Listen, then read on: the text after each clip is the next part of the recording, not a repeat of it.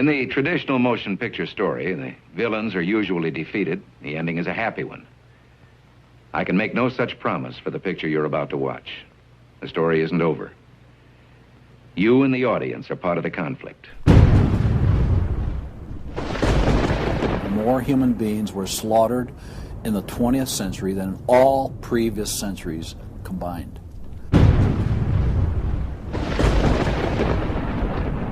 We're talking a congressional record, 135 million dead. Their entire purpose was to detach our culture from any moral anchors whatsoever. You look at the changes in America since 1960, perhaps. The whole culture has been transformed. They're coming out of the belief that the village should raise the child. The village means the government. They have deliberately destroyed the American family, understanding that's the foundational block that builds a society. We've come from Norman Rockwell's America to Hugh Hefner's America. If we lose the Judeo-Christian framework, we're lost forever. The left wants you to think that the cultural changes that have taken place in America since the 1960s have done nothing but progress us forward toward a brave new world. They look at what holds society together, they understand it, but they don't want that. They want change, and they will subvert and rot every good and decent thing we believe in because they have a vision for a new society, and that must mean the replacement of the old society.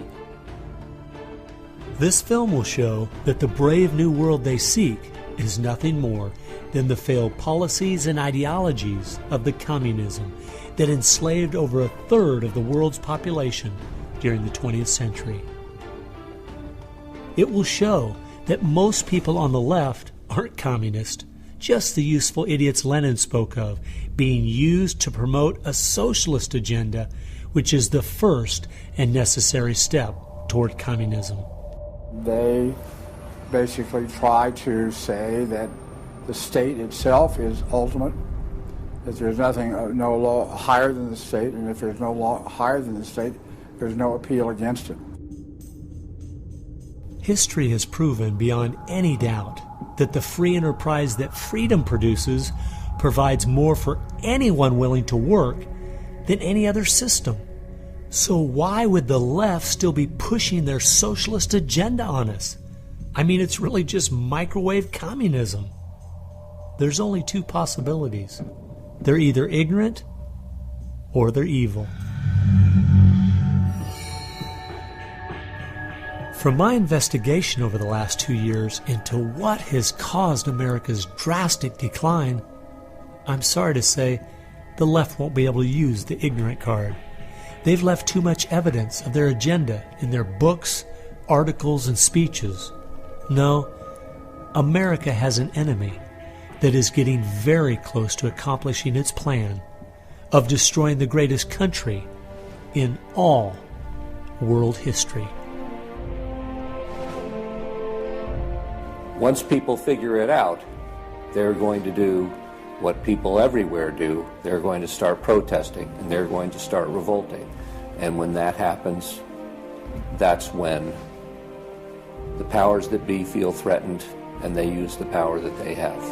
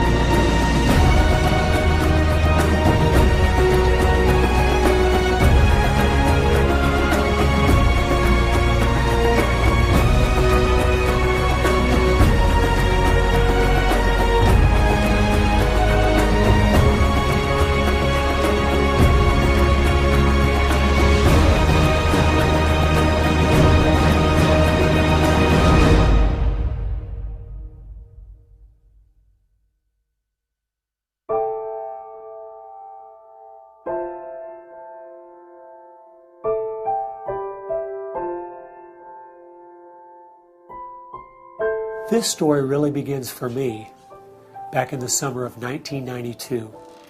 I got a phone call from an older gentleman I knew who was a writer, and he asked me if I'd go attend a meeting for him at the University of California, Berkeley.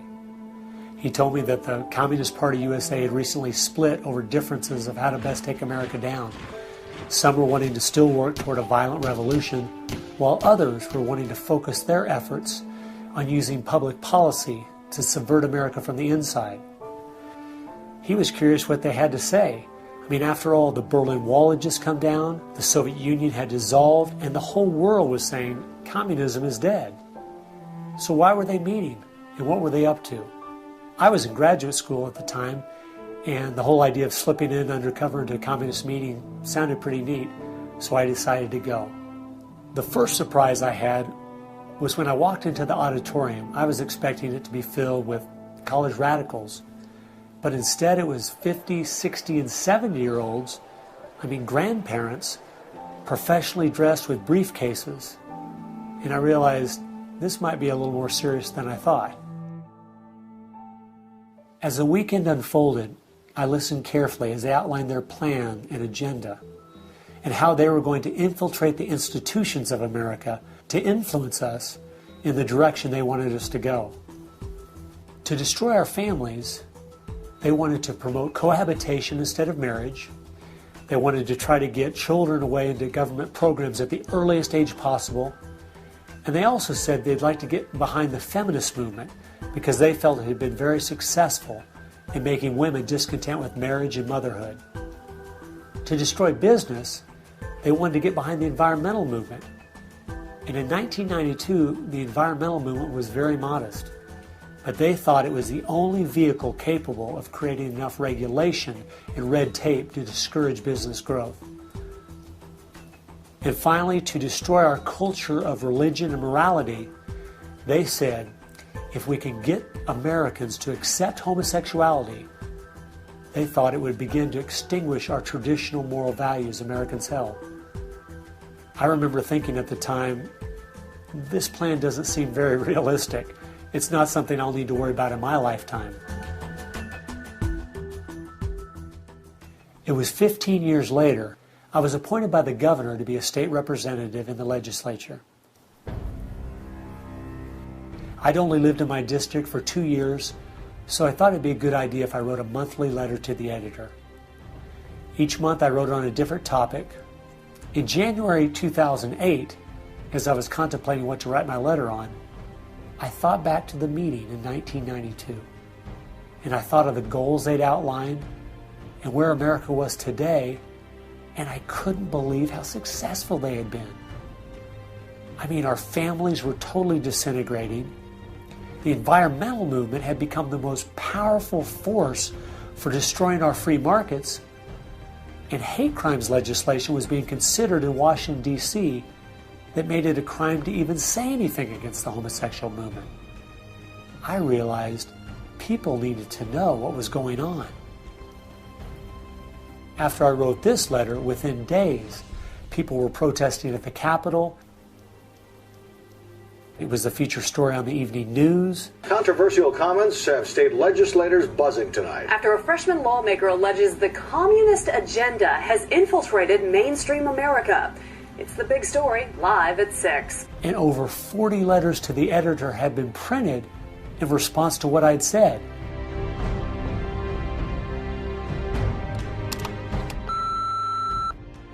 Hey, I just wanted to give you support on your newspaper article. Don't let them grind you down. Bye. I realized then I'd hit on something. One of the letters written in my defense stated that a book from 1958 had outlined a similar agenda. And this got my attention. The book was The Naked Communist by Cleon Skousen, who had been a former FBI agent. And inside the book it documented 45 current communist goals from 1958. And as I slowly read through the list, seeing how specific their agenda had been to subvert us on the inside, I couldn't believe it.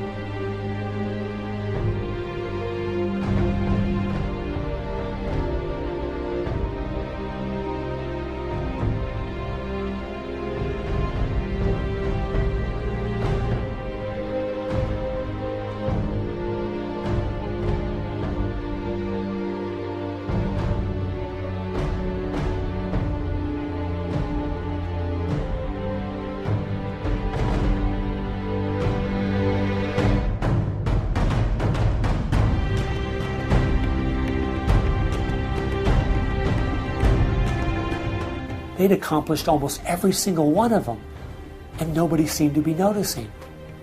For at least the last 50 years, they'd been working actively behind the scenes, in the shadows, trying to move our people and our culture in a direction that was designed to destroy us.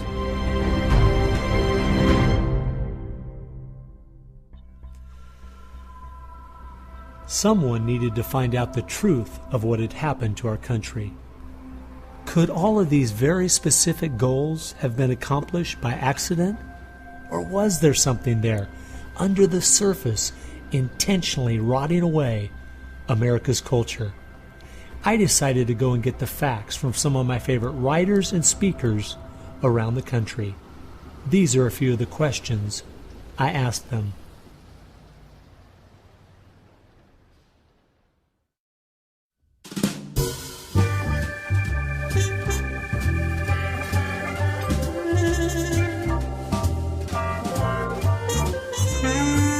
The common myth is that communism is dead, but there are more Communist Party members in the world today than there ever have been.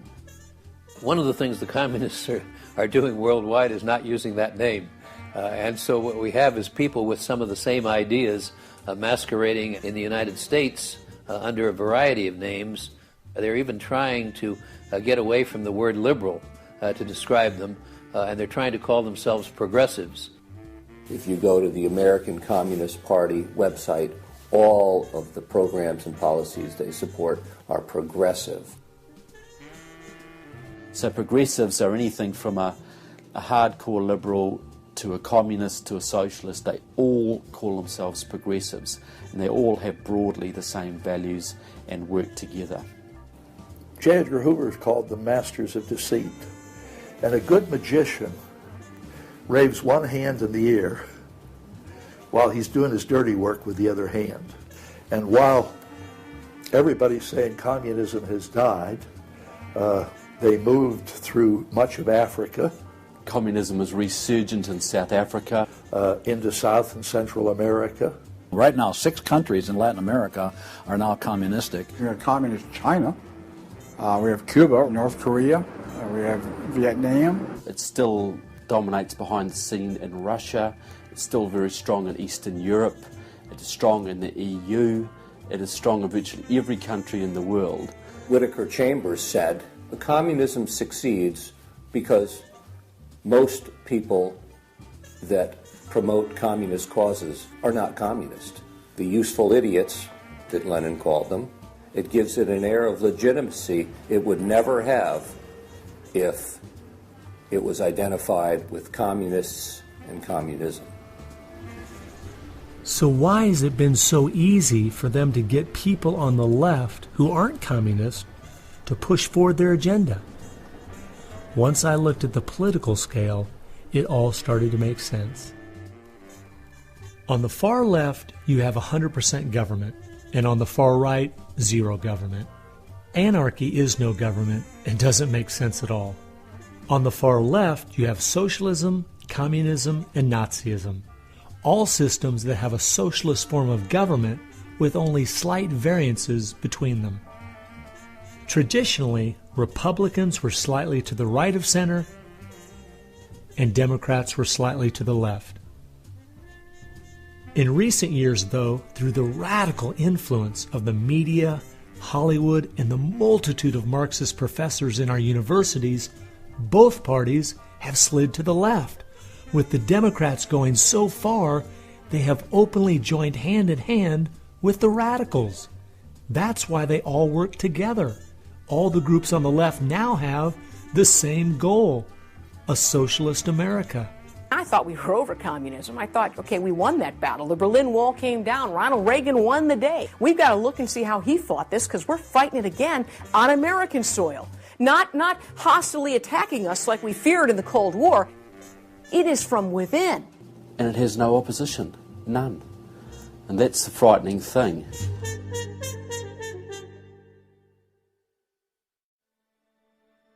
I think it's pretty clear to see communism isn't dead. They now disguise it by calling it different names, but the ideas behind it are alive and well. Almost 1.5 billion people still live in openly communistic countries. But unfortunately, most of us in America who are under the age of 50 have no idea what communism means to the people who live under it. So my next question was, what's so bad about communism? Communism is so evil. It's a completely tyrannical system. The whole history of communism is one of mass murder. Tens of millions of people brutally murdered by the communists. The mass murder of more people in times of peace in all the wars of history combined. Each of those countries where they have taken control, millions have been murdered. When you're asking for what is the legacy of Marxism, it is the greatest killing machine in all of human history. We're talking a congressional record, 135 million dead due to communism. I think the real number is probably, when you add in abortions, over 500 million. The rulers lived rather well, and at the same time you had all kinds of people who were enslaved, put in prison, oppressed, so you had really the opposite of what they claimed was going to be the result of their revolutionary activities. You would think that if the 20th century was the most murderous of centuries, everyone would say, let's find out why. And the truth is, you can't even ask the question. It is verboten to ask the question because the ideas that brought about that mass murder are still being taught in our public schools today. I think one of the reasons this has happened is because there's so much confusion surrounding the word communism. Technically speaking, communism is simply the final phase and goal of socialism. And socialism is best described by two words: big government. Government controls almost everything, and they use this power to take things by force from one person and give it to another. The liberals in America sincerely believe that this isn't evil at all. It is what will finally make things fair and just. There's only one problem that pulls some of us away from this wonderful utopian vision: history.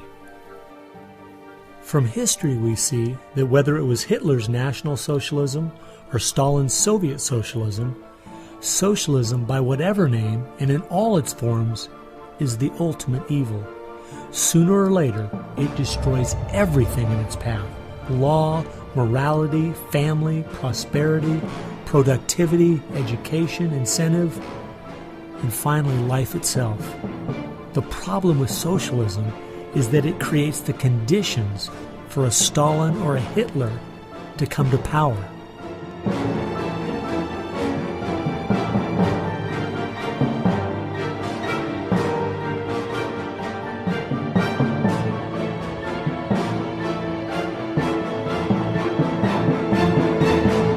And that's why communism has such relevance today. It's the final destination on the road we're traveling.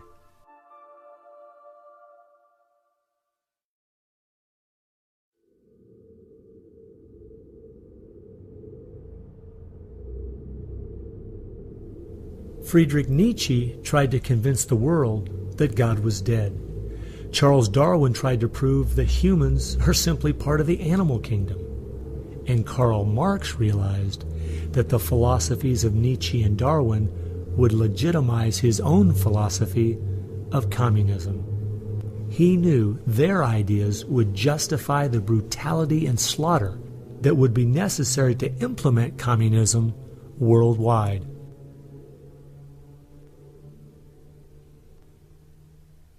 It was in March of 1883, Karl Marx, the father of modern-day communism, died. The assumption that communism would die with him was a logical one, since only 9 people attended his funeral. In October of that same year in London, England, a group was forming called the Fabian Socialist Society. The Fabian Socialists decided that they were going to socialize the world incrementally. They called it socialism by evolution instead of Marxist socialism by revolution. It always worked in tandem with the communists. Some Fabians were also communist. There was a bit of interchange of membership. The Fabian socialists are slowly but surely bringing about the socialization of the world. Europe is pretty well done. They are now working in Latin America. Latin America is not just socialistic in many countries. They're all already Marxist. You have hardcore Marxists in Venezuela, in Nicaragua. El Salvador just went communistic, and of course Fidel is sitting right there laughing at this whole thing. And we haven't even figured this thing out yet. We don't even know there's a red plague coming up to meet us. We think that we're just going to watch the cartoons on Saturday morning and everything will be fine. They had a lot to do with bad stuff happening. There are two things I found that gave me a good idea where the Fabians were really coming from. First of all, their symbol was a wolf in sheep's clothing. And secondly, George Bernard Shaw, who was a leader in the Fabians for almost 50 years, said, quote, "I am a communist, but not a member of the Communist Party. Stalin is a first-rate Fabian. I am one of the founders of Fabianism, and as such, very friendly to Russia," unquote. Fabians eventually begat the Students for a Democratic Society, which begat the Weather Underground, which begat basically the social changes that have happened in America in the last 40 years. Many of the SDS members from the 1960s still have an incredible influence on the direction our country is heading. One is the Reverend Jim Wallace, who was president of SDS when he was a student at Michigan State University. And yet today, he is the spiritual advisor to the President of the United States. They've been friends for many years. They go back to Chicago and the Chicago politics crowd. And during the Vietnam War, he was rooting for the Viet Cong to beat the United States Army. And when they did, he just couldn't believe it. He said it was one of the happiest days in his life. And another leader in the Students for a Democratic Society and founder of the Weather Underground is William Ayers, who has been a longtime friend and neighbor of President Obama. It came out in 2009 that Obama's book, Dreams from My Father, was even written by Ayers. So the influence from the Fabian Socialist Society goes right into the White House.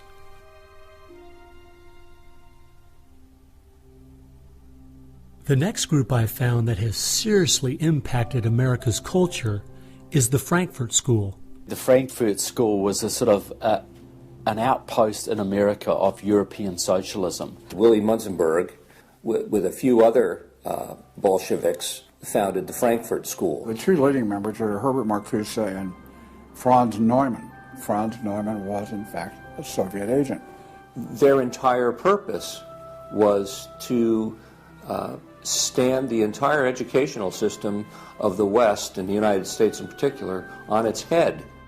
Bertrand Russell, who worked with the Frankfurt School, said, "By using psychological techniques to teach the children, we will be able to produce, quote, an unshakable conviction that snow is black," unquote. They established a school here with the help of John Dewey. He helps bring these German intellectuals to America in 1933, drop them down at Princeton, Berkeley, Brandeis, to go after education and media. Included in those goals were the teaching of homosexuality and sexuality to children, the promotion of excessive drinking, and destruction of religion in the United States. That was a big one. And they basically started the social rot. Willy Munzenberg said, "We are going to make the West so corrupt it stinks." I love spending time with my family, July 4th, baseball, and apple pie, and my mind can't even comprehend that there were groups of intellectuals back in the 1930s plotting and planning how they could make America so corrupt it stinks. There are certain lines and certain limits, and the left has always pushed it as hard as they can, as far as they can, and will protect any pornographer, any deviant, any negative cultural form they can find, basically to degrade the culture. And that goes right along with the feminism of today, which was part of the Frankfurt School's desire to destroy a patriarchal society for a matriarchal society. In other words, remove the father as the loving provider, discipliner, discipler, leader of his home, where you instill virtues and integrity and modesty. That's been broken down on purpose because they knew if they could destroy the family, they could destroy a nation. And instead of having a father who leads and disciples and protects the home and provides for the family, the government steps in as a nanny state. The Frankfurt School developed the concept of cultural Marxism. Penetrate the culture, take it over, and then everything else will follow. And of course they did that, and today we've had a complete cultural revolution. As many people in America are familiar with the phrase "make love, not war," that actually came from Herbert Marcuse, who was with the Frankfurt School. So these guys went after education, they went for media, and they've been very successful in changing the entire worldview of Americans through what they call political correctness, but it's really cultural Marxism, with the goal being to destroy Christianity, then create chaos, and then move to their ultimate goal, which is from cultural Marxism to traditional Marxism, which is socialism. Most of the strategy to remake America from within started with Antonio Gramsci, who wrote over 2,000 pages back in the 1930s outlining how to take a Judeo-Christian culture down from the inside. The plan he suggested has been the main focus of the left ever since. Antonio Gramsci was a neo-Marxist philosopher. Antonio Gramsci was an Italian communist. Antonio Gramsci is probably the biggest troublemaker in the world. He's probably got more responsibility for our social ills than anybody else on the planet. He knew of the importance of undermining the morals and the character of this country. Because America had a strong Christian heritage, you had to attack the culture. You had to change the culture. Even to pornography, into areas that most people normally wouldn't accept. He said that we're going to destroy the West by destroying its culture. We're going to infiltrate and we're going to turn their music, their art, and their literature against them. That means that you penetrate the universities, you write the books, the novels, the poetry, the music, the book reviews. And once you control the culture, then you can sort of shape the thought of rising generations. He differed with Marx. Instead of, for example, destroying the church and the other basic institutions, he said infiltrate them and use them to change the culture. What Gramsci had to say was that this is the way that government is perpetuated and society is perpetuated is through these churches, because they set the standards, they set the framework of the way people live, of rules, how a family should be structured. He didn't want a revolution on the streets that would be overturned by the police the next day. He wanted to change society over the long term so that we'd have a revolution without us even realizing it, basically. And the communists have been very effective in promoting their ideology in Hollywood, in the mass media. And I think he was quite right. I think that's exactly what has happened. I think that's the way it's worked. I think it's working that way now. And that's where a lot of these people come from. And that's been the big success story of communism in the last 50 years. It's the professors, it's the educationalists, it's the journalists. They are the shock troops, the Gramscian shock troops of the future. And one of Gramsci's all-star disciples, Saul Alinsky, became one of the most influential radicals of the 1960s. Well, Saul Alinsky was a prominent radical in 1930 Chicago. He worked closely with the Communist Party. He used to go down and train at the rifle range with Leon Dupre, who was later a mentor of Barack Obama. And they used to train to shoot because they knew the revolution was just around the corner. But that didn't come, so he got a bit more subtle. Well, Saul Alinsky called for a community organizer to stir things up, to create agitation. In fact, he said, you'll be accused of being an agitator, and that's exactly what you are. He wanted the haves and have-nots fighting with each other. It wasn't until I was watching an old film from World War II that I realized what the left has been doing in America to pit the poor against the rich, blacks against whites, and the young against the old, is the same tactic Hitler used to disunify Germany. You see, they knew that they were not strong enough to conquer a unified country. So they split Germany into small groups. They used prejudice as a practical weapon to cripple the nation. Remember that when you hear this kind of talk. Somebody's going to get something out of it, and it isn't going to be you. And they use the conflict as justification for more government to stop the chaos. So they create the chaos, and then they step in as a solution to the chaos.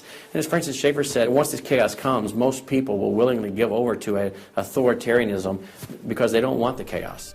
His book was kind of the field manual, if you will, for these activist organizations. Which President Obama studied and taught at a workshop for 4 years in Chicago as a community organizer for ACORN. As I was reading through Rules for Radicals to see where he was coming from, I just happened to take a look at the dedication in the front of the book. And this is what I saw. Quote, "Lest we forget at least an over-the-shoulder acknowledgement to the very first radical, the first radical known to man who rebelled against the establishment and did it so effectively that he at least won his own kingdom. Lucifer." Unquote. Saul Alinsky from Antonio Gramsci has had an incredible amount of influence on our president and on our society, and he dedicates his book openly to Lucifer, Satan. I think that says more about where their ideas and plans are based than anything else. You asked what Saul Alinsky's impact is on the leftist movement today, and it basically defines it. It defines it. Saul Alinsky took the best of Gramsci and the best of the Fabian socialist ideas, combined, repackaged, and sold them to the 60s radicals. After studying Alinsky, Richard Cloward and his wife, Frances Fox Piven, came up with what is today known as the Cloward-Piven strategy. Now, their idea was basically that to destroy society or destroy capitalism per se, they needed to overload the system.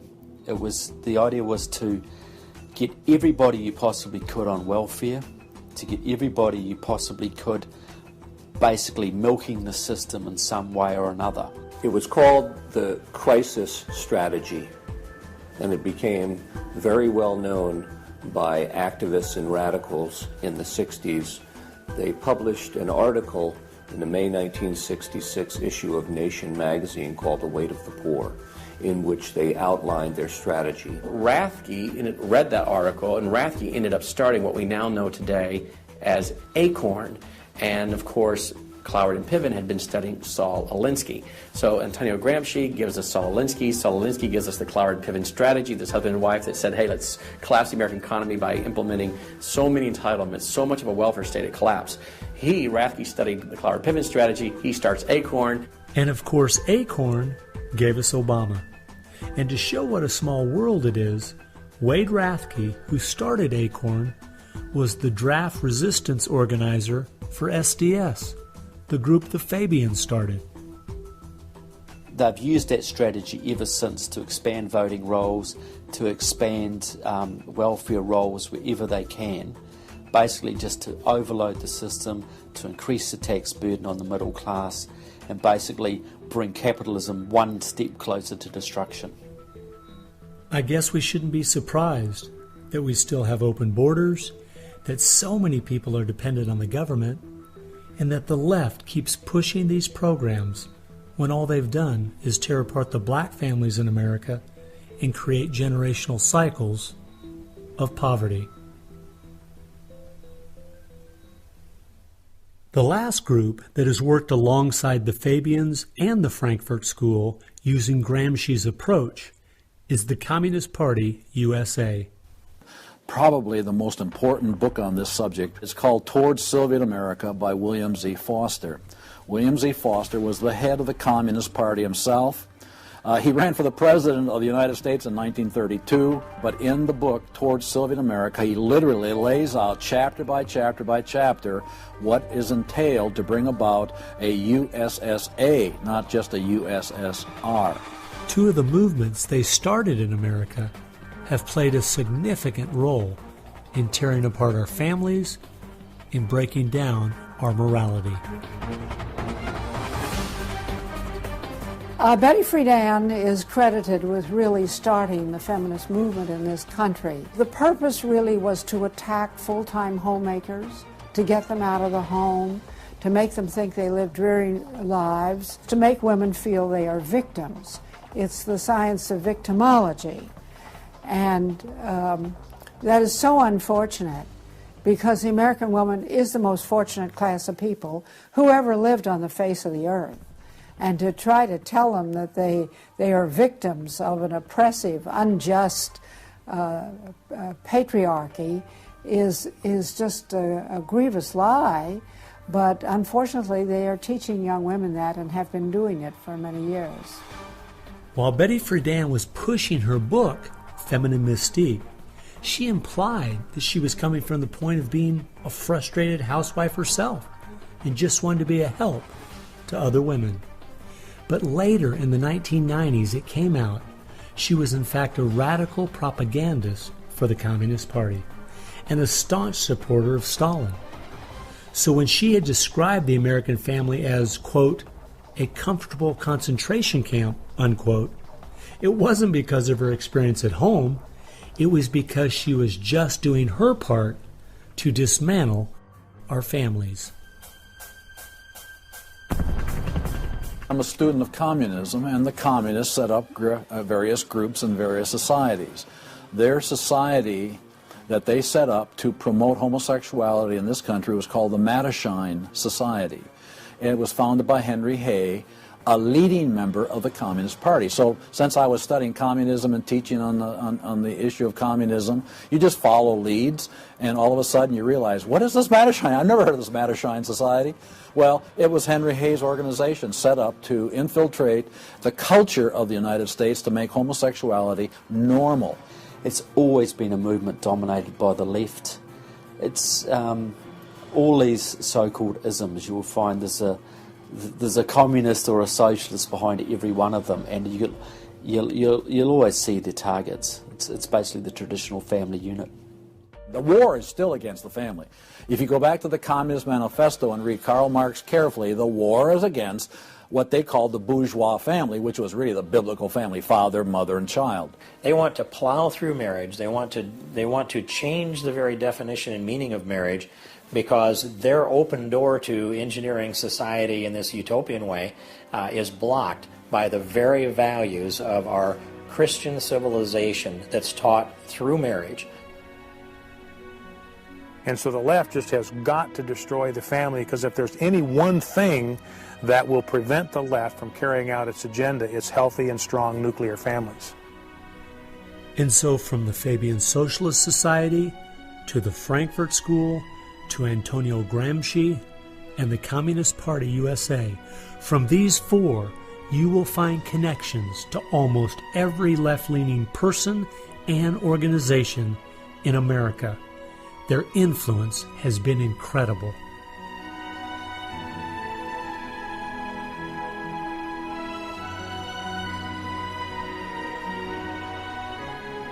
It was in the 1960s all the groups on the left seemed to realize Antonio Gramsci was right. In a Judeo-Christian society, you will never be able to persuade people to rise up in a Marxist revolution and start killing each other off. The only way to take the culture down is through penetrating the institutions of influence to change the people from within.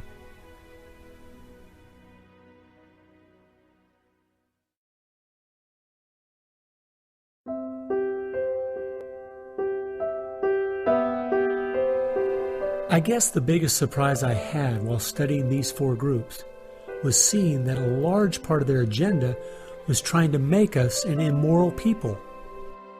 The communists knew in the 1930s and since that time, and the leftists know today, that if you can break down the cultural traditions, the basic rules of morality, then it's much easier to move people in different directions that are counter to the good of society.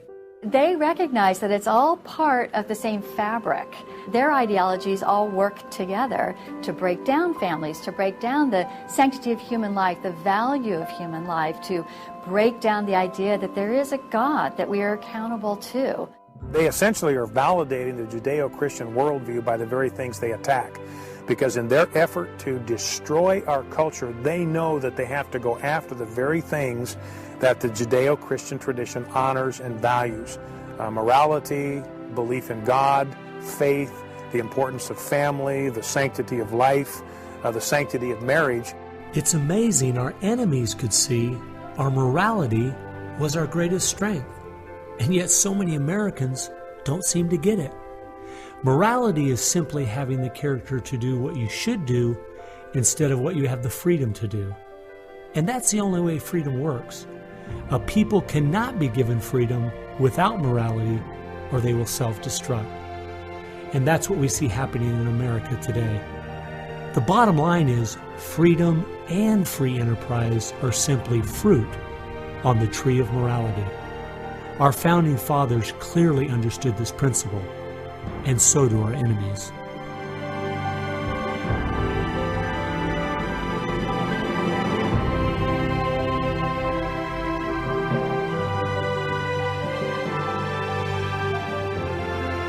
There is an important fact we need to face. If we had Ronald Reagan as president, low taxes, and a strong national defense, the ship certainly wouldn't be sinking as fast as it is now, but it would still be sinking. A booming economy doesn't take care of the major problems we face. 50% of all marriages end in divorce. 40% of all children born out of wedlock. Over 3,000 women a day aborting their babies. 19 million new cases each year of sexually transmitted diseases. Schools that teach the children everything is relative. There is no right or wrong. And the list goes on and on. I recently read in our local paper that over the last 12 months, almost 7% of all high school students in my state tried to commit suicide. Our society is falling apart, whether we want to admit it or not.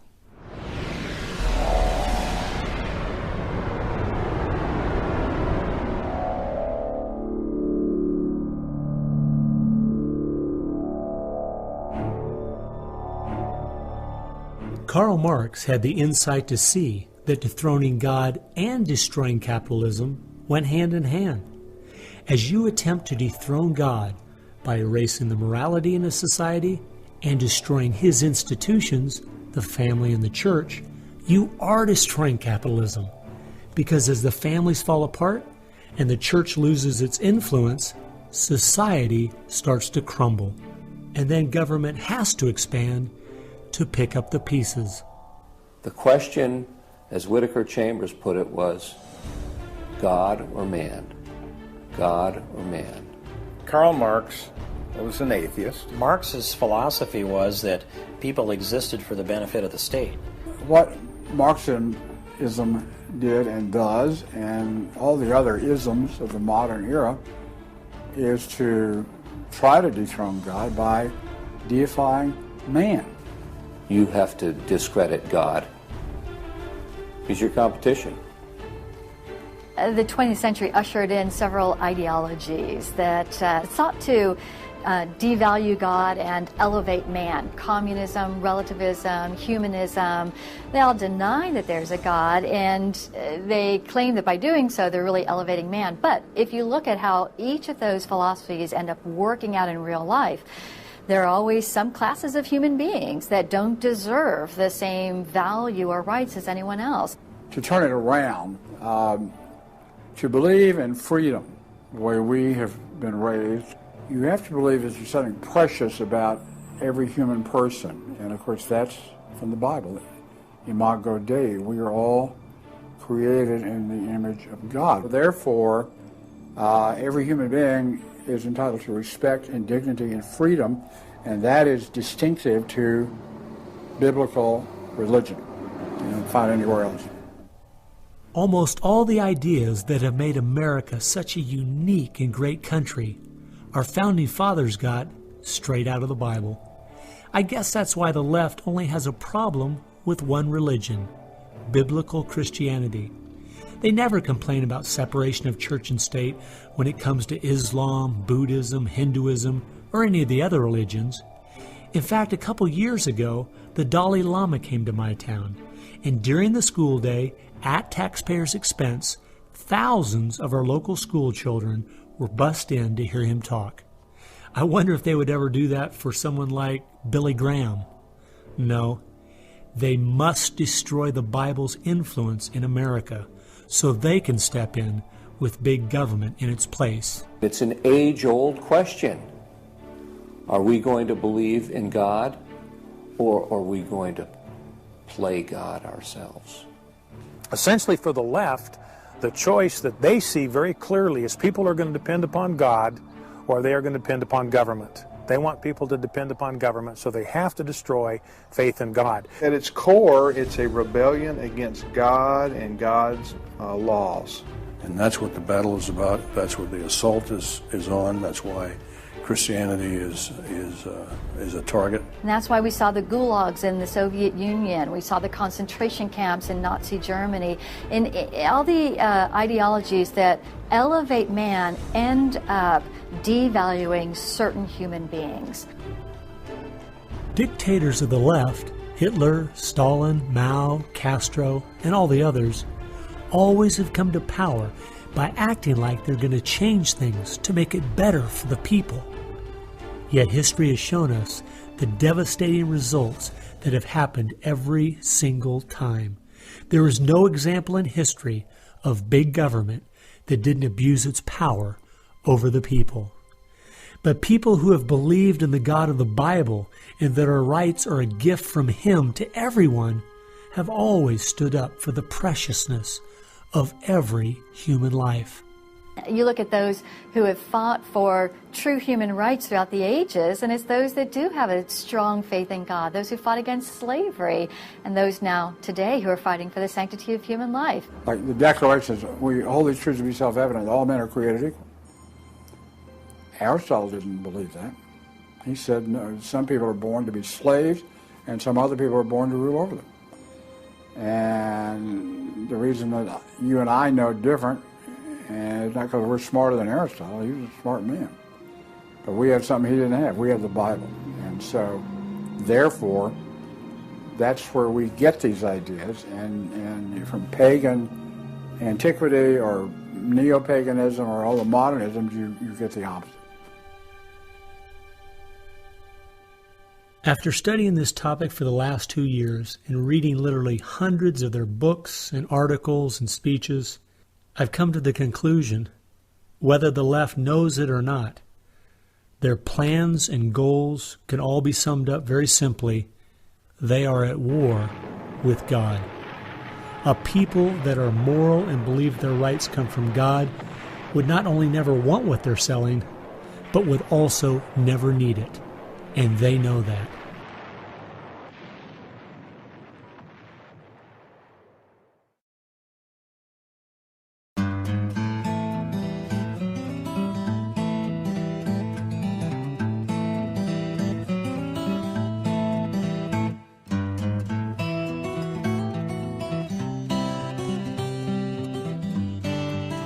It's obvious if you're trying to subvert a country, you want to control the news. You want to control public opinion. And a lot of people realize, well, there's a biased media, and most people know that. Even the Washington Post admitted it. Yeah, we were biased for Obama, so what? And when you enter into the equation, so what?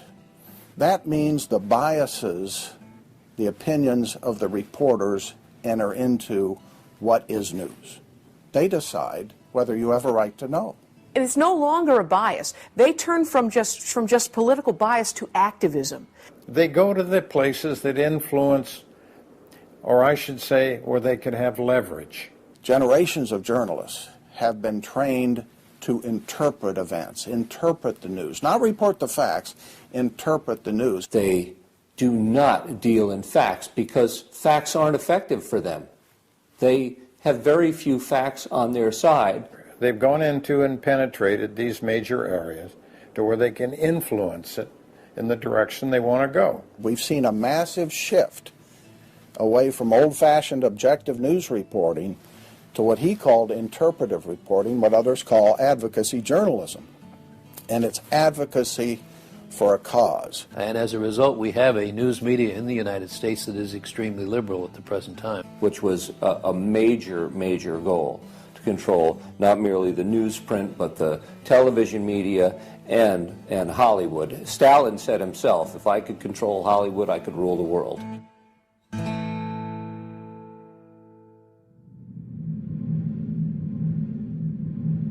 Children are always the first targets of anybody trying to bring down a system.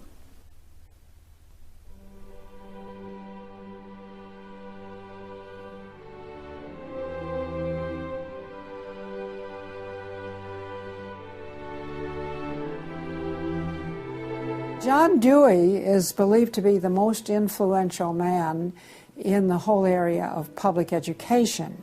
He went to Russia in 1928 to help study the Karl Marx way of education and bring it back to America. Dewey was an atheist. He was a socialist, a humanist. He was part of the Socialist Society in America, helped found that. What he believed in was that education should socialize the child to make him a willing tool of the state.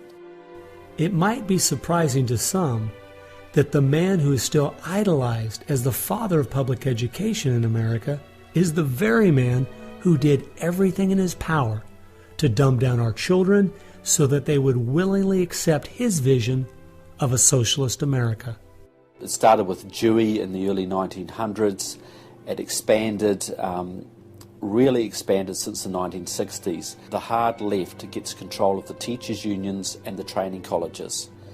If you've got those two institutions, you can pretty much dictate all educational policy. The people who were demonstrating against our country and against our government in the 1960s have now become tenured professors in the universities. So they're the ones who are writing the textbooks, teaching the teachers, running the teachers' colleges. And it's self-perpetuating, because once you have the universities, then you train more cadres and more and more and more. And they discovered that they could do more to remake our country by going into the schools than they could by throwing bombs. I believe the average patriotic American underestimates the importance and influence education has on their children. That's how the large majority we had in 1980 to elect Ronald Reagan in a landslide has been lost. It's not because the other side has had lots of children. No, they're aborting theirs. But instead they're capturing ours through the propaganda they teach them, 7 hours a day for 13 years, and even longer if they attend college. We are losing most of our children to the other side because of the anti-American, anti-God, and anti-free enterprise rhetoric they are filled with in the government schools. Government schools are not teaching basic reasoning processes. They're not teaching logic. They're not teaching actual data of history and science and mathematics. And if your education is rather limited, then you're inclined to believe that government can be the solution to your problems. When you look at the desks in the schoolroom, you'll find 4 together, or maybe a table, they sit around a table. Independent desks are very rare in most classrooms because they don't want to promote the self-sufficiency, independence mindset. You go back to William Z. Foster in his book, Towards Soviet America, you will see how he has a whole chapter there on how we have to supplant education in this country and ultimately force every student to attend public school. That's the other thing. I hope the homeschoolers catch on to this. The homeschoolers and the Christian day school movement are going to have some very rough times ahead of them because the public school crowd cannot afford to have any competition. And they're being given plenty of competition by the homeschoolers right now. You see the effects of that in lowered educational standards. There's no more studying of the classics or studying of the civics or how the US Constitution was formed. It's all progressive education. It's all based on the identity politics, the isms, the current trendy isms, environmentalism, racism. They're training them for the collective, and a collective mindset and a dependency mindset. And it seems that they, again, want to have people be uneducated, so then they do become wards of the state. They're dependent on the government to provide everything for them. It's under 10% of kids believe that there is an absolute right and an absolute wrong. And why are we surprised? We've sent our kids into this government system that indoctrinates them, that teaches them about tolerance and diversity and multiculturalism, and not about reading, writing, and arithmetic, not about what our founding fathers had to say. It's consequences. Few would argue that the education the children are receiving in the public schools is pathetic at best. But with the amount of tax dollars we spend each year, over twice as much as it would cost to send the students to private school, why do we allow this to continue? The group that my investigation led me to, that seems dedicated to making sure the children don't get a good education, was a real shocker. The schools are pretty much controlled by the Teachers Union, the National Education Association. If you look at their platform and goals, you would think they were a socialist or almost communistic organization. They are for the entire feminist agenda, starting with abortion on demand, tax-funded abortions. They're for the whole gay rights agenda. They're for the whole globalism agenda. They are extremely anti-parent. It is an effort to get the children to abandon the values of their parents. National Education Association has no patience, tolerance, or use for traditional teachers. They're looking for people who want to be agents of change. They want to throw out all the lessons of history. And really it's an attempt to then impose their own views and ideas onto people, get them to act as activists. If you control those institutions, then you can control everything else. It's all public schools, all for their jobs, and they have gotten behind all of the radical kinds of curriculum that's being introduced. They're for it 100%. They've had a tremendous effect on public education. It's not positive. We also see immorality being promoted through our schools. The kind of sex ed curriculum that is being used and paid for with our tax dollars would shock most parents. I think one of the main problems we face is parents naively thinking that the schools are the same today as they were when they were young. They don't realize there is a battle going on in this country for the hearts and minds of our children. The game is between 15 and 25 years of age. That's the whole game. If you're over 25, the chances are they're going to put a few pennies towards you to corrupt you. But their game right now is to corrupt the 15 to 25-year-olds or less. And right now they're down in the first grade with Heather Has Two Mommies, Daddy's Roommate, Gay Pride Parade, and now by 8th grade they'll pass out condoms in school colors because that's so patriotic. And it's perfectly obvious that you get a hold of the child early, you can change his values away from his parents' values and get him to follow you. And they're very open about saying that. The National Education Association has passed resolutions saying they want children from birth. Isn't that interesting? The Communist Manifesto also thought the state should take control of children at birth. The left has always been good at disguising their real agenda by coming up with phrases made from words we are very familiar with, but then giving them new definitions. Social justice is the current phrase of choice and is being used to teach children the failed Marxist ideas of yesteryear are what they should strive for today. We see social justice curriculum today, which is the buzzword for communism, socialism, Marxism, which Bill Ayers is teaching. It's in many of our colleges, and the social justice curriculum is being taught in high schools all over the nation. Justice is good. If you then start calling it something blank justice, then you're modifying it. And what it really means is, I think, taking from one group of people and giving to another group. So I would call it socialisms. and it's used to break down the differences between the way things are done and the way it should be done. So when they're teaching social justice in the schools, they're not talking about free enterprise and capitalism and individual self-responsibility, all the things that made America great.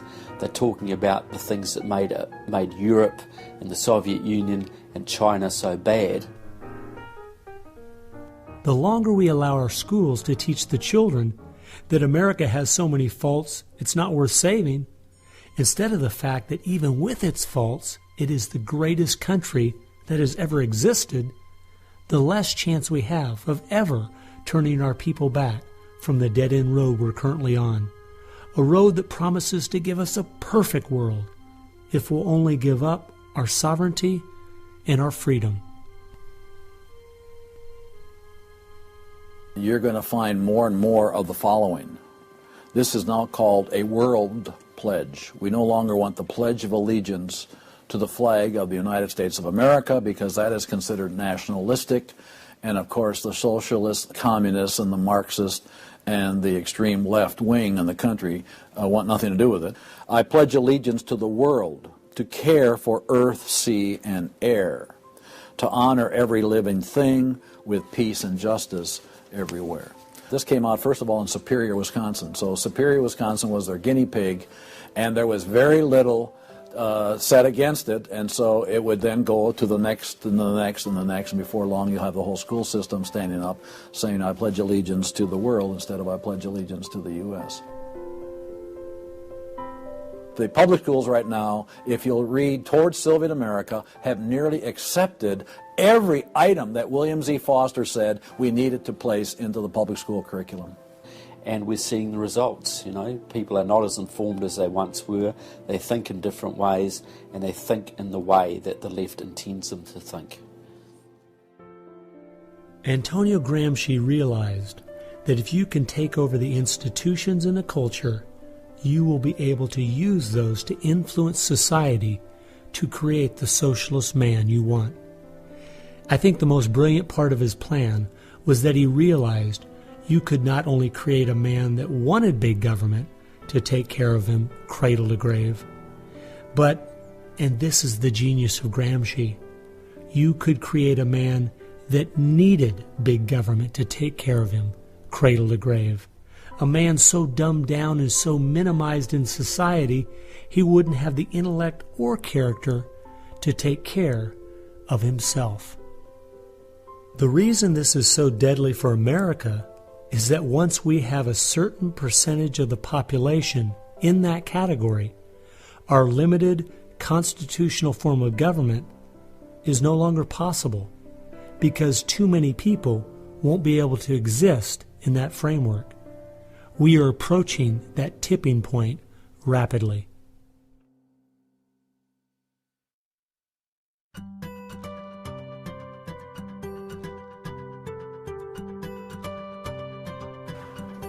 If you can persuade people that government should be in control of the distribution and use of energy, you can persuade them, or rather, you have persuaded them of the necessary and sufficient condition for government control of the most intimate aspects of our lives.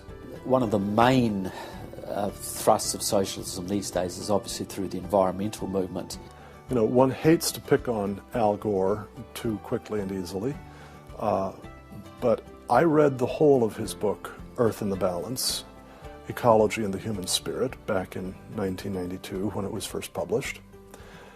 And if you know anything about the history of political philosophy, you read the last chapter in that called A Global Marshall Plan, and you understand that there is no way to implement what Al Gore was calling for in 1992 in that book except by means of totalitarian world government.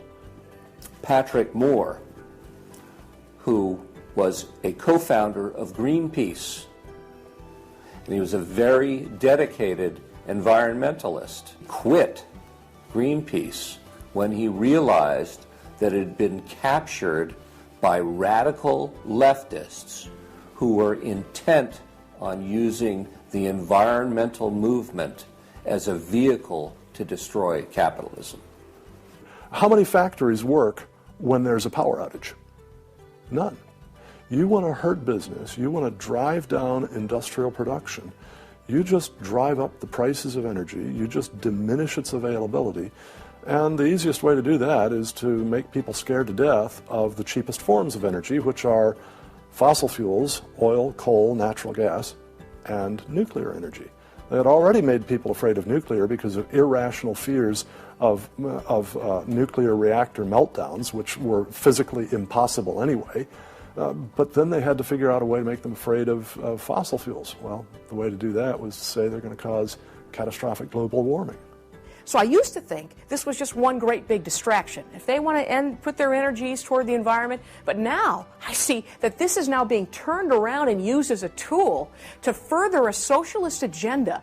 Charles Rubin, a political scientist who wrote the book The Green Crusade, has told this story extremely well. Environment comes from a French word meaning surroundings. Well, now, what is surroundings? Everything around you, right? And so, as Rubin points out, environmentalism is literally everythingism. And so, if you were a socialist committed ideologically to the notion of government having control of everything about our lives, and you saw that you were losing the contest in terms of the creation of wealth and its distribution to capitalism, you had to find some other basis on which to promote your vision of government and to pursue its implementation. Environmentalism, or everythingism, was the perfect card. In December of 2009, when the ClimateGate scandal broke open and it became public that even the leaders of the movement knew the whole global warming idea was a farce, it wasn't them just having bad data. We as Americans knew once and for all that this movement was simply part of their agenda.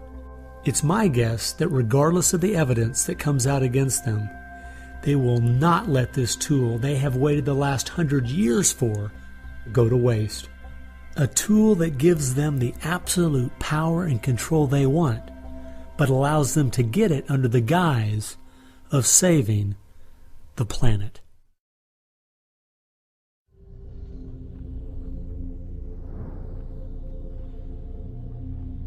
He was born of left-wing parents. He was mentored as a young man by a Communist Party member called Frank Marshall Davis. Now, Davis joined the Communist Party in Chicago, and he was very well connected there.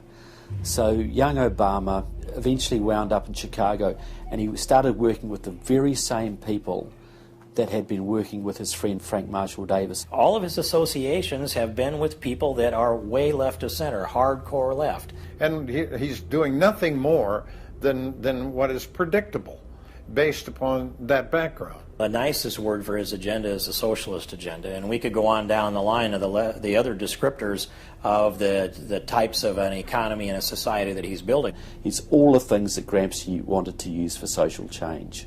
Yeah, he's the epitome of the movement. If you think there's no way that so few could be so effective, consider this. When the Communist Party USA split in 1992, the group that formed was the Committees of Correspondence, and it was their meeting I attended that summer at Berkeley. As I started researching that group, I saw that many of the same people who started or have worked with the Committees of Correspondence and its sister organizations were the same people who were involved with President Obama's campaign and administration. I found file after file on Trevor Loudon's website documenting with footnotes and photographs these connections. The radical left has been so successful they have persuaded the American people to put one of their own in the White House. socialism and Marxism go together like Mary and Mary's little lamb. The general populace knows very little about what the socialists are up to. If you're going to find socialism, you're going to find the hardcore communists right behind it. One of the main avenues has been through what they call the Congressional Progressive Caucus. 20% of the US Congress are members of this organisation.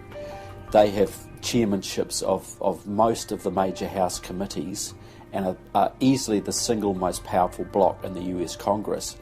And virtually all of them are tied to either Democratic Socialists of America, the Communist Party USA, or other radical organisations. We're literally at this very time watching what's transpiring and has been going on from the Fabian socialist point of view from 1883 to the present. So these guys don't give up. And they're going at a breakneck speed because they know they've got an opportunity now to change America in a way that can never be changed back.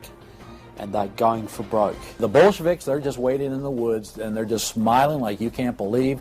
You just read the Communist Party USA blog and they just can't believe their good fortune. Every time they turn around, they just can't believe this is happening. They're like me. I'm a Christian conservative and I can't believe they've been so successful in doing this. The left has started multitudes of foundations and nonprofit organizations, many of which are using our tax dollars to grind America down.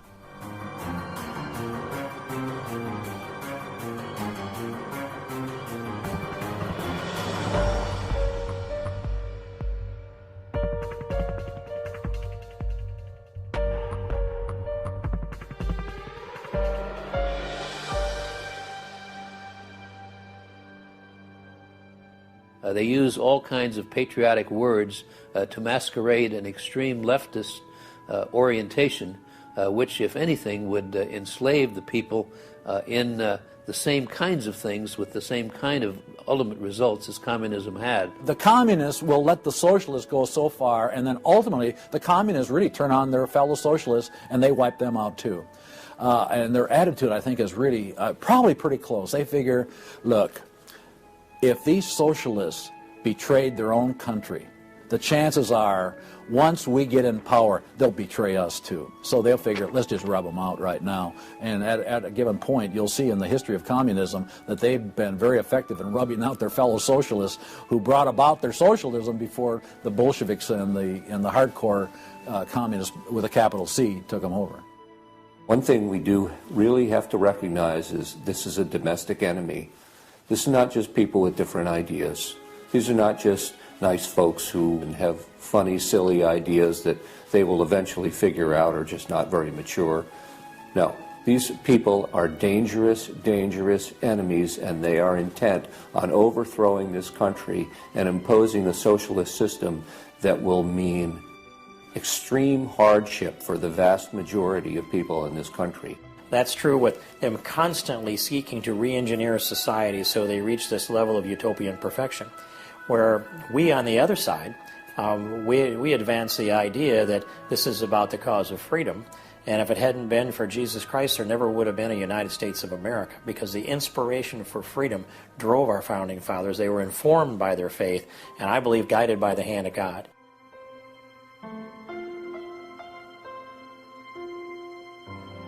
No. No. Perhaps treacherously close. It is never over until it's over. When the fat lady sings, isn't that the slogan? And when the fat lady sings, it's over. Now, she might be clearing her throat. We saw the great country of Germany in the 1920s brought to its knees. Hitler came into power and destroyed the country. We see countries like Zimbabwe in Africa, which was once a prosperous breadbasket, now just wrecked. Argentina was destroyed by the socialist Perón in the 50s. It was one of the richest countries in the world. So, no, we're not at the point of no return, but it's getting pretty late in the day. There's no time to be casual, that's for sure. We've spent too many years thinking, because we have Republicans in office, or the stock market is doing well, that everything's okay. This is why the left has gained so much ground. It doesn't matter who's been in office. They've just continued pushing forward with their agenda. Well, I believe this is our last chance to push back.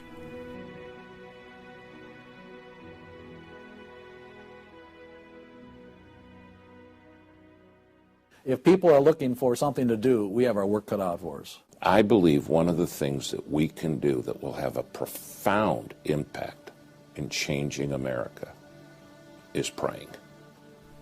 Well, as soon as we get off our knees, we need to get on our feet. Become educated about what's going on in the country. Spend time reading. Understand their philosophy and their goals. They have to master this documentary. They have to go over it a dozen times.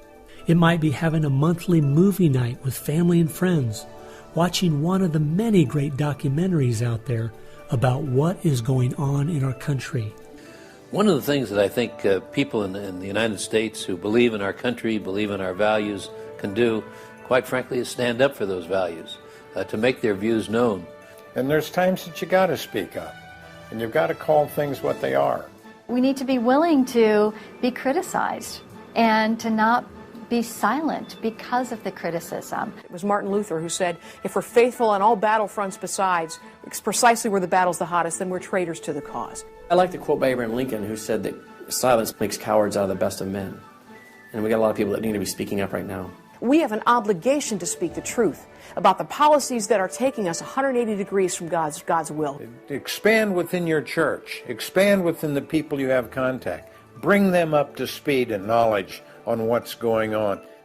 We need to organize those around us by simply mobilizing the unique groups of people we are in contact with and being their source of information. We can have an extraordinary effect. Lenin said that the organized minority will beat the disorganized majority every time. Why should we be buying products from companies that are going to fund organizations that attack our values? They need to be really smart in using the mass media. They might want to blog. Using the power of YouTube and that sort of thing to educate as many people as possible. A good YouTube video can reach millions of people. And if Susan Boyle can do it, why can't we? If you do the right kinds of things on YouTube that are creative and do them frequently, you can drive a message through society, influencing millions at almost no cost. We need to be the people who graciously but consistently make contact. And express to those folks we elected what we want them to do, and what we believe in, what we think is right. And if they don't follow those things, then we need to make efforts to get them out and get other people in that will. Pick the good ones and stick to them. Don't waste your time on people who won't stand up for their country. All the others are making contact. The people who really want to honor America need to make contact. We also need to be influencing our own families. We've got to teach our own children and grandchildren the difference between truth and error, why they believe the things they do, and the true source of America's greatness. If what we're talking about is true, the most important thing we can do is protect our young, because that is where all of this is leading. They need to get that younger generation under their belt. And more parents are going to have to say, they're just going to have to sacrifice and take responsibility for their kids' education, because that's really where it starts, to impart that belief. The Southern Baptists, we're seeing that 85% of their kids, after they get out of their home, are essentially rejecting their faith, rejecting what they were taught. And of course, I think the reason for that is because their parents didn't have a lot of influence over them. I believe the public schools are the greatest cultural influence in this country. You homeschool your kids or get them in a Christian day school. If there is any way at all, homeschool your children. Homeschoolers out-test everybody. Our children need to be taught from Scripture a properly biblical worldview. That requires time. It requires effort. It requires purpose. Our minds should be the sharpest minds in the world. We need to work within our family to educate our children on what kind of country they live in and build their faith, and then get involved. The left has been working for decades to push us away from God and His laws, and we need to be willing to sacrifice whatever it takes to turn our country back to Him. Throughout our history as Americans, though, there has always been a great price to be paid for preserving, protecting, and defending this great land. the people who built America paid a great price. The people who went to war for our nation, boy, did they pay a price. And one of the American values was, we will pay a price for what is right. We will give of ourselves, even if it requires the giving of our lives. That was an American value. That's why it is such a heroic and honorable thing when a soldier defending us pays that price. That's like when you go to Arlington Cemetery in Washington, or the Tomb of the Unknown. You stand there and you say, this is America. We were the people who so believed in these values that it's an honor to stand for, even if it can cost you your very life. One thing I think we do need to remember, though, is that as we look at those we consider to be heroes in the past, they weren't people who just went along with the status quo. They weren't people who were just saying what was accepted at that time in history. They were people who were rising up above the evil that was being committed in their culture at that time. That's why they were heroes, because they weren't like everyone else. Never, ever lose sight of the power of one individual American. They can have an unbelievable magnifying effect just by the very fact they make up their mind to do so. The hope is in this, as Francis Schaeffer said, that as the dull ache of the human soul can no longer be filled with material prosperity, people are going to turn to spiritualism, whether it be pagan spirituality or biblical Christianity. We know, according to the Denver Post, June of 2008, pagan spirituality is doubling in America every 18 months.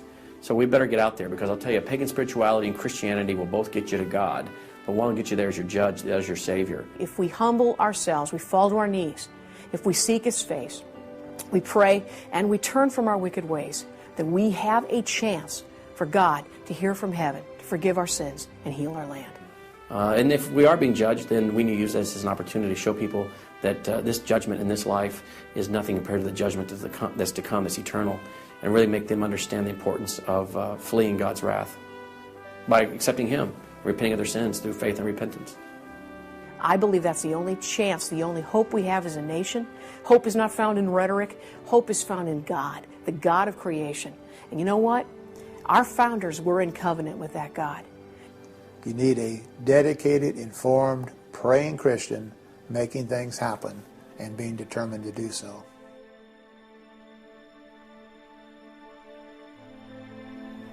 Time has only allowed me to present a fraction of what I found. The reason I called this film Agenda is because I wanted to make a clear distinction between what I was researching and all the conspiracy theories out there. The dictionary says a conspiracy is an evil plan formulated in secret by two or more persons, but an agenda is simply a list of things to be done.